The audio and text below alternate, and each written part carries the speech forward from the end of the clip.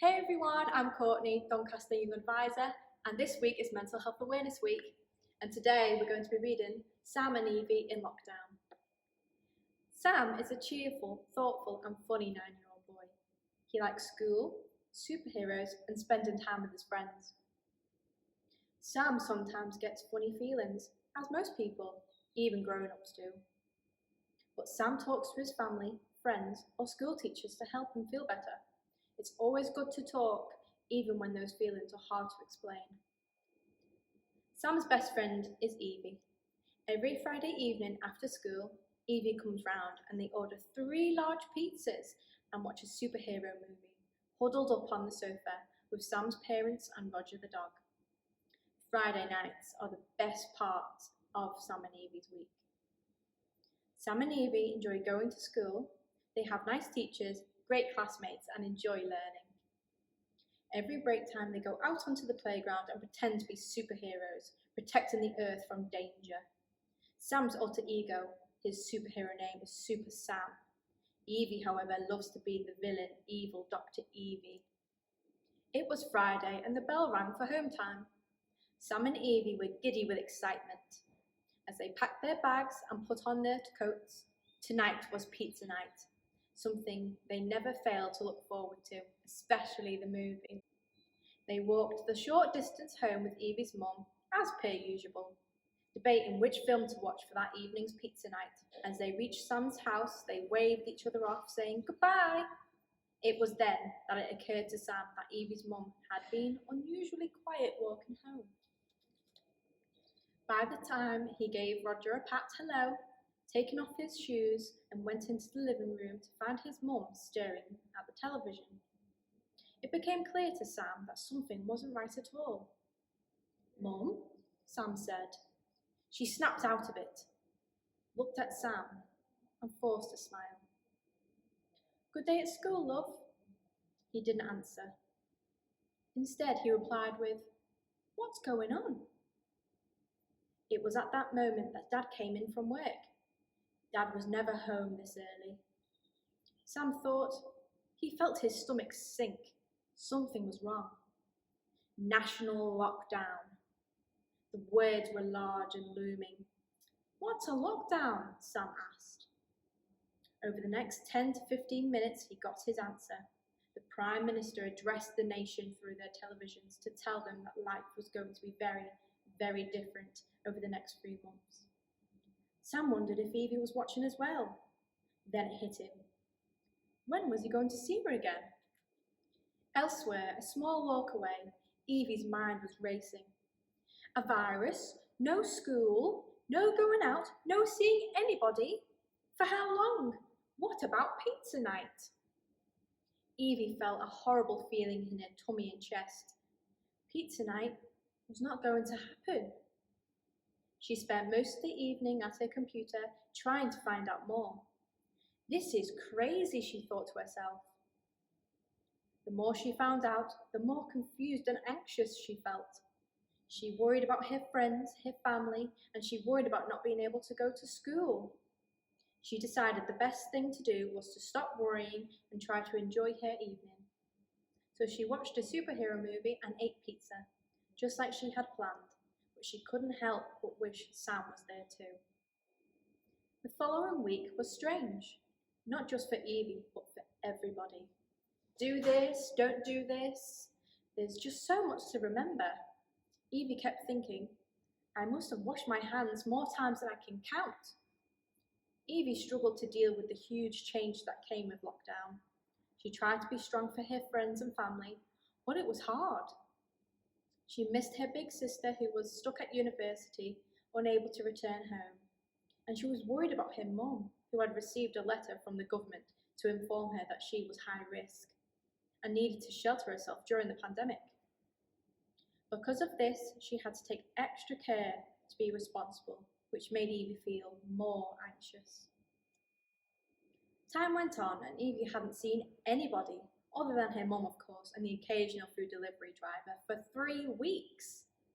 As much fun as it was being stuck at home, relaxing, playing video games and watching television, Evie couldn't help but miss how things used to be.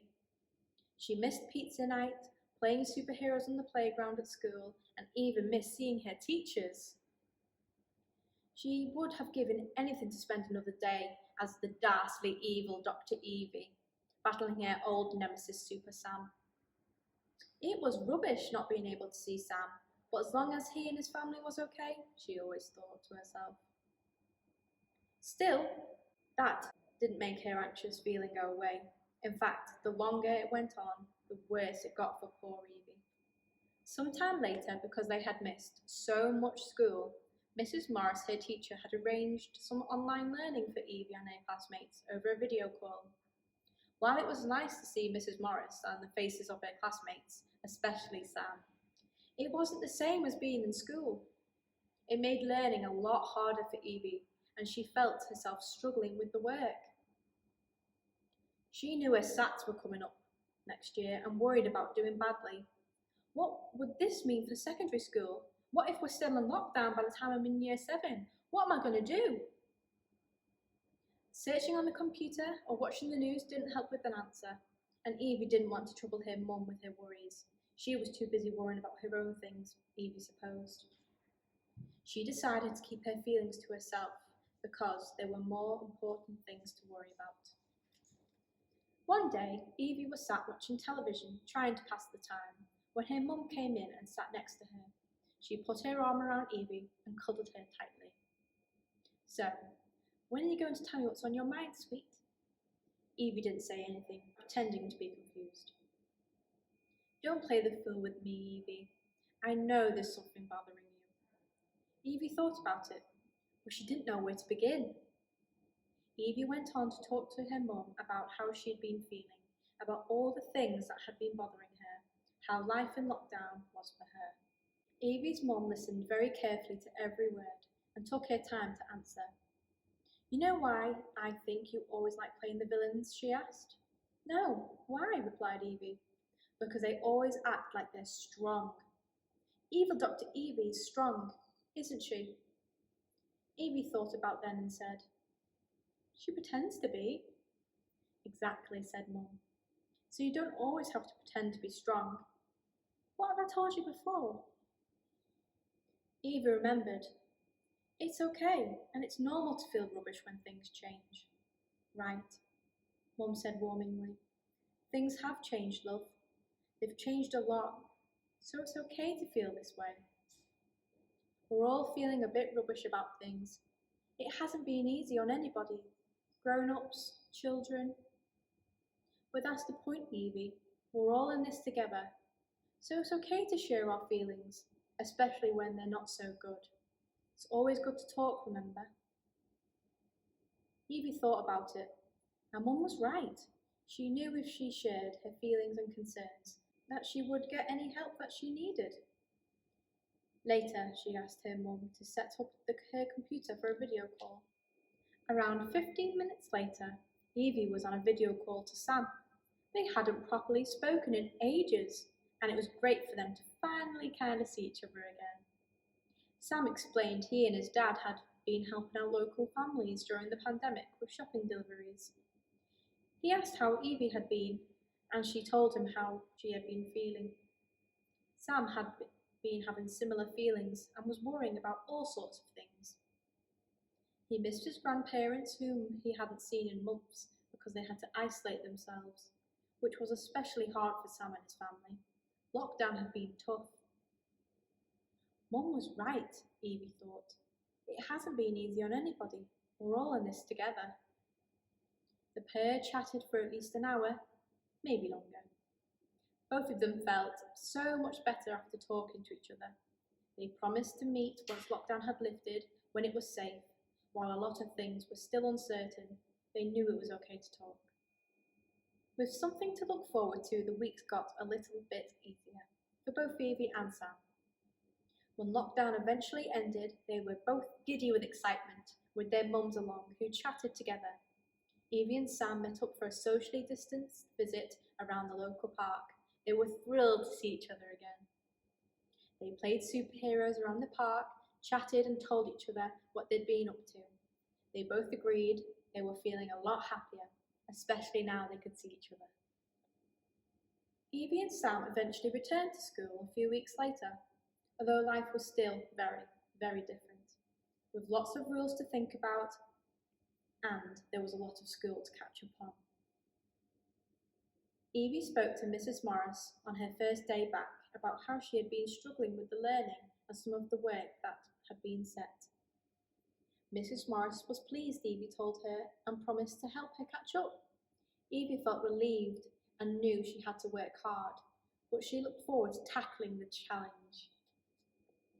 One warm evening, Sam finally had Evie round for their first pizza night in months. They spent it in the garden. Sam's dad moved the television to the patio door so they could watch a superhero movie at a safe distance. Dad told them to watch the volume. "Remember the neighbours," he said 3 times. The pair ate their pizzas with smiles on their faces. As much as they enjoyed the movie, they sat and thought about all the real-life heroes in the last year. The future was still uncertain, and there was a long way to go. But they were feeling better. They had a wonderful evening.